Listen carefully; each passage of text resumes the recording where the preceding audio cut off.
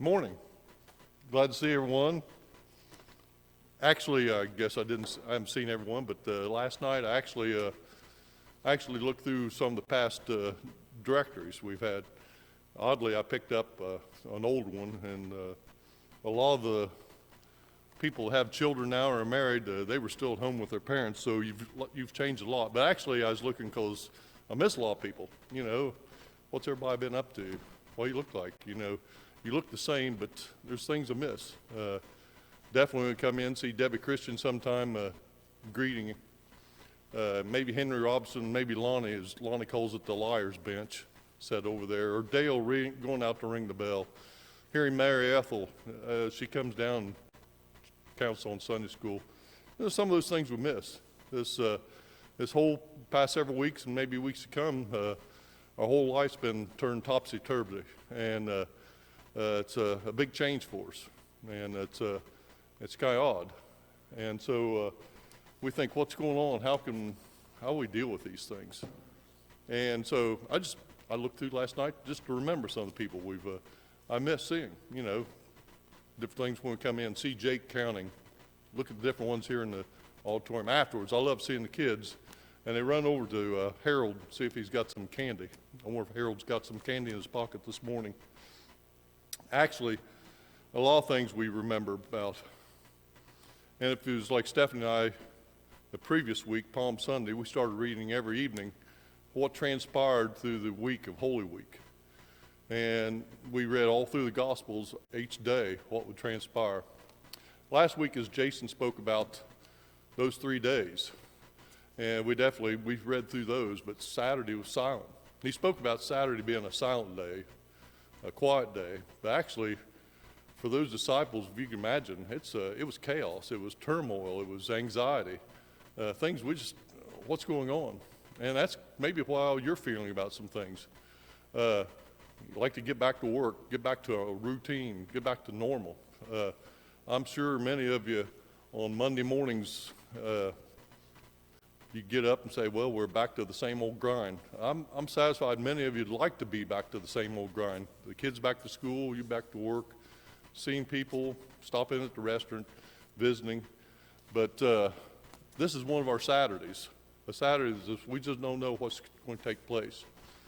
And if you remember that day, it was a quiet anxiety, it seemed like. We don't see, but the next morning, it was wonderful. It was triumphal. Throughout the day, we had stories of different ones. The women, Peter and John, not finding an empty tomb. We hear reports about Jesus being seen. And then we see that evening where 2 disciples had gone to a neighboring town, Emmaus, but actually Jesus was in their presence the whole time, so they rushed back to tell disciples, and we see that Jesus met the disciples in that room and spoke to them.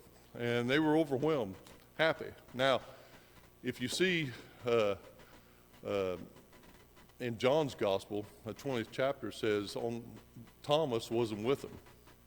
But it says 8 days later, he was in their presence and Jesus met again. But I want to read a thing back in Deuteronomy. The children of Israel, when they were in the wilderness, and getting ready to go into the promised land, the last several chapters of the Deuteronomy, Moses reiterates to them several things. Puts one group of the people on Mount Gershom, the other half on Mount Eliab, and the priests, they read the law, and they reiterate some of the things God spoke to them during those times. And then the point he's going to tell them that Joshua is going to succeed Moses in those things. I want to read a few verses there in the 31st chapter of some I'm going to read this morning. Deuteronomy 31 said, so Moses continued to speak these words to all of Israel, and he said to them, I'm 120 years old today, and I no longer am able to come out and go in. The Lord has said to you, you shall not go over this Jordan. And that's speaking of Moses. But he said, the Lord your God himself will go over before you, and he will destroy those nations before you, so that you shall dispose of them. And Joshua will go over as your head, as the Lord has spoken. And the Lord will go do as he said, and do to those Sihon and Og, the king of the Amorites, to the land which he destroyed, And the Lord will give them over to you, and you should do to them according to the whole commandment that I've commanded. Be strong and courageous. Do not fear or be in dread of them, for it is the Lord your God who goes before you. He will not leave you or forsake you. And then a couple more verses. Moses said to Joshua and said to him in the sight of the people, be strong and courageous, for you shall go with these people into the land that the Lord has sworn to their fathers and to them, and you shall give it to possession of them. And as the Lord who will go before you, he will be with you. He will not leave you or forsake you. Don't fear, be dismayed. The Lord's not going to leave you or forsake you. And so that was words of encouragement. It's going to be a big change from the promise, from the wilderness into the promised land. A lot of things are going to change. Our life has turned topsy-turvy. A lot of things we're concerned about. But as he told the children there of Israel, it's not going to leave you or forsake you. So we think about these things that we're going through right now. But just imagine we go back to the disciples.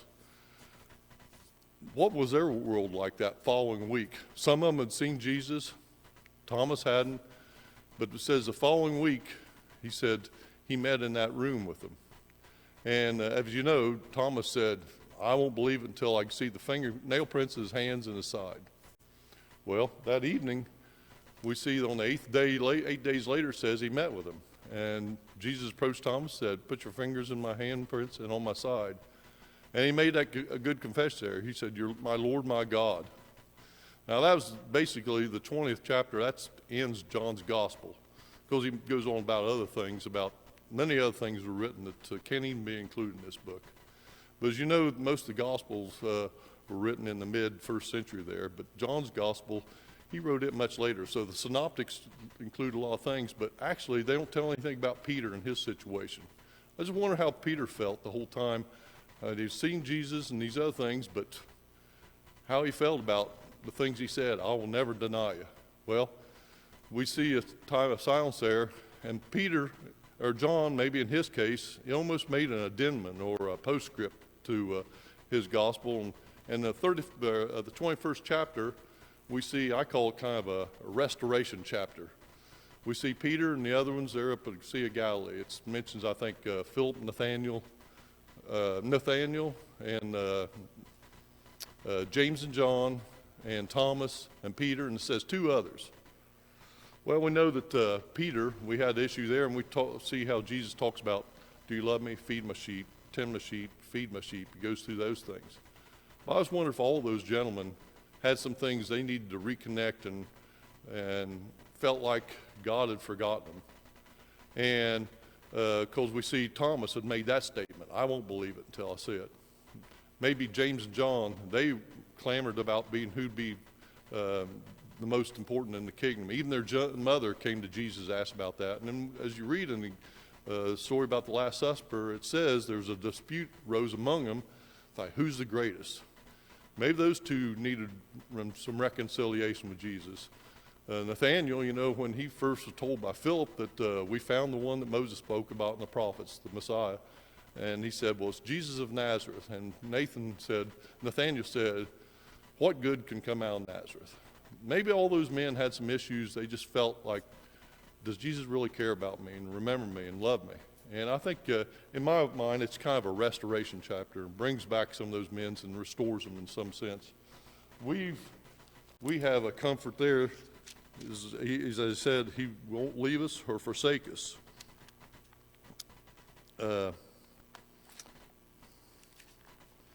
In Isaiah has a couple verses here that Isaiah is reassuring the people. In the 49th chapter, starting at 14th through 16, says, but Zion said, the Lord has forsaken me, and my Lord has forgotten me. Isaiah says, can a woman forget her nursing child, that she should have no compassion, or the son of her womb? Even these may not forget, yet I will not forget you. Behold, I have engraved on my palms of my hand, and the walls are continuing before me.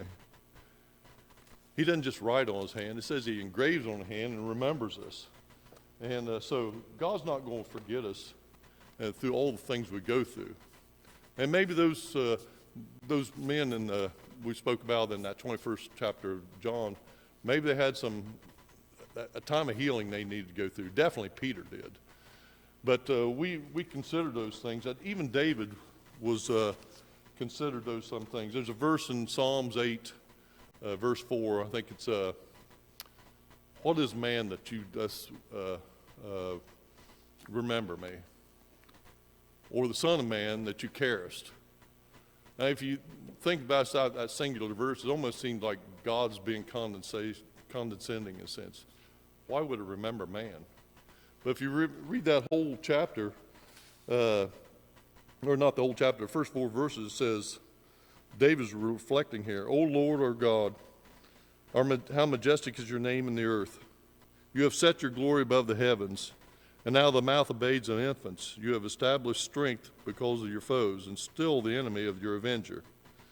And in 3 and 4, when I look at the heavens, the work of your fingers, the moon, the stars, which you have set in place, what is man that you are mindful of him, and the son of the man that you cares for him? In that 4th verse it says, what is man that you're mindful of him? I think that's covenant talk. Mindful is to remember. How many times we see in the scriptures it says, and God remembered. God remembered Noah and animals. God remembered his people when they were in slavery in the wilderness. God remembered. God doesn't forget us. He's always mindful of us, and he cares for us. And I think when he fed him breakfast that morning in Galilee, he remembered him and cared for him. To go a little farther, how about Jesus on the cross that day? He was in anguish and pain. His passion started the night before in the garden, and then through the night, the abuse and the humiliation of a trial like that, and then the scourging he took, and all the things would entail that, and finally crucified on the cross. But Jesus remembered a lot of things that time, things we would think he'd be so focused on his pain and what he's going through. But he mentioned, he prayed to God, he said, forgive them, for they don't know what they're doing. Cared about the ones that hated him and trying to intercede for them at that time. 2 thieves, 2 insurrectionists on either side of the cross also railed against him.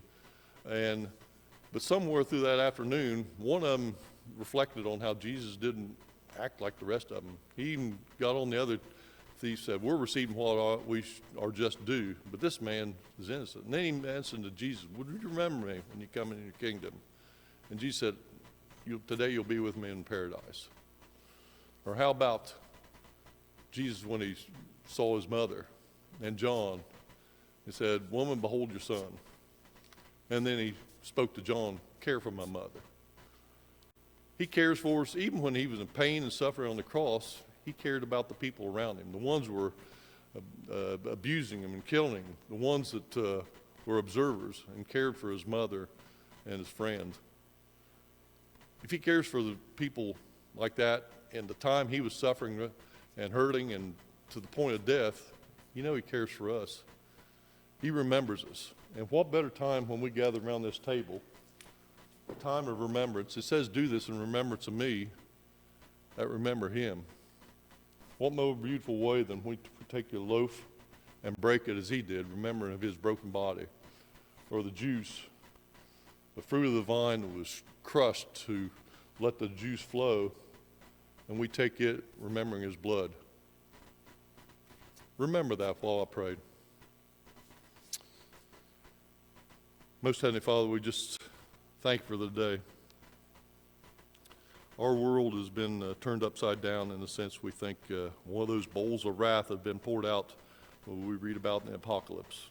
But it's happened many times over the centuries. We'd like to return to normal. And sometimes we think what is normal or what will be normal in the future. What is normal, though, to know that you're a loving God. You care for us. You have compassion for us.